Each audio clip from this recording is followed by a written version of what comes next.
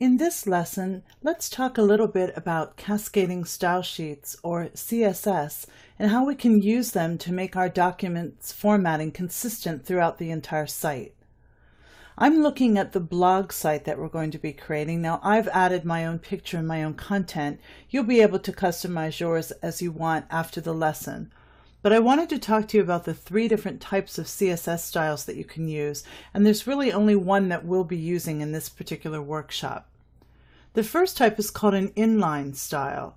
It's where the style is actually written directly into the tag of the HTML code in the document. It would be okay to use something like that if it's a one-time thing.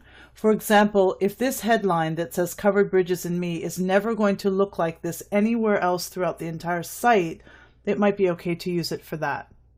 The second one is called an embedded style. That's where the styles are embedded in the head section of the document.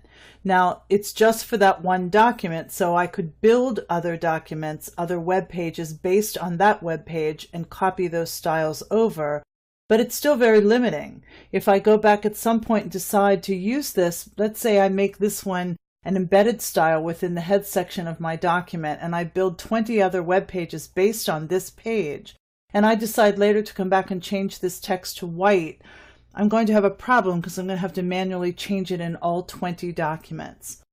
So the third way of doing it is really the best way, and that's the one where we have an external style. So that is a separate file that contains all of the formatting, all of the different styles that we need, and we link it to each web page. That way, if something changes site-wide, if I had made 20 web pages using that external style sheet, and I decide at that point to change this text to a different color, such as white, I change it one time in the style sheet, the external file, and it automatically updates on all of the files within my website. So those are the 3 different types of CSS styles, and most experts would tell you the only one that they would really use would be the external style sheet, because it is so easy to change the formatting site-wide simply by opening up that CSS external file and making the changes there. So we'll be using external style sheets in this workshop, but I just wanted to make sure you understand the importance of working with CSS styling so that you maintain consistent formatting throughout your website.